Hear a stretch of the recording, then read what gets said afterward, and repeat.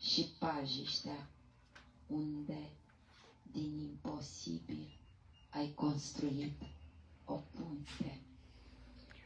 Și ultimul psalm,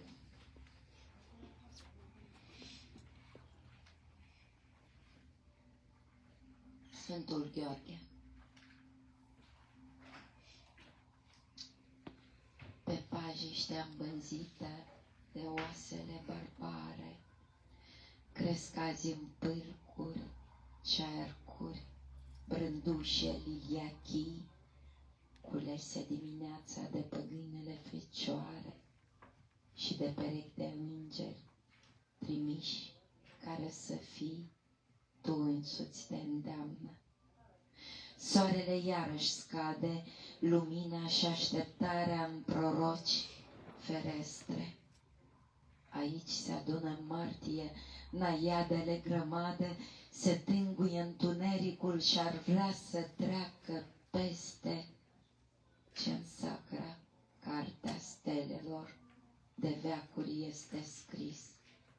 Când tânăr tu apari pe calul scos din jariștea verii, în zorii destrămați de nedescris, cauți încet dintr-o privire, ca o săgeată, zariștea, s-o răsfoiești ca pe un hrisov dumnezeiesc, deschis de fetele sălbatice, care au încins în dansuri pajiștea.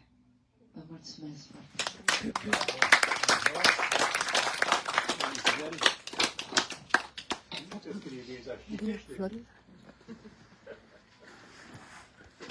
Da.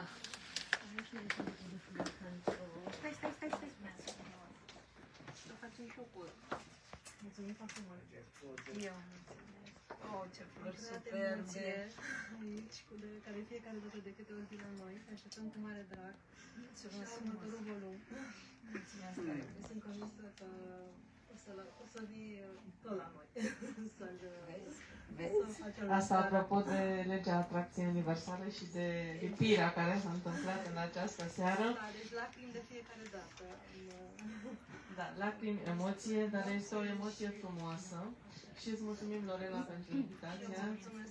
Și pentru această atmosferă de calm, de liniște, de emoție frumoasă, de dragoste față de artă, pe care tu o creezi alături de minunați invitați, de oameni extraordinari care vin la seratele culturale în stat, pentru că, așa cum discutam noi mai devreme, este o comunitate artistică pe care tu ai născut-o alături de acești domni minunați care stau alături de fiecare dată.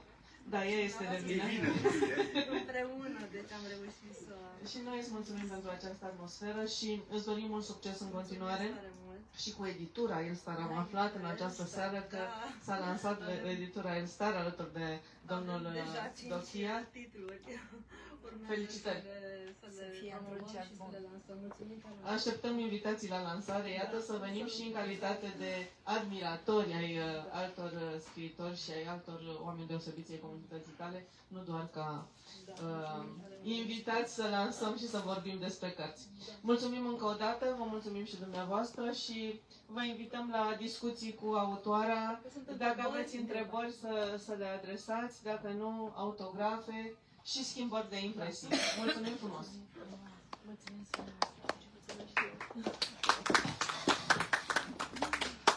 Sunt o muzică? Nu.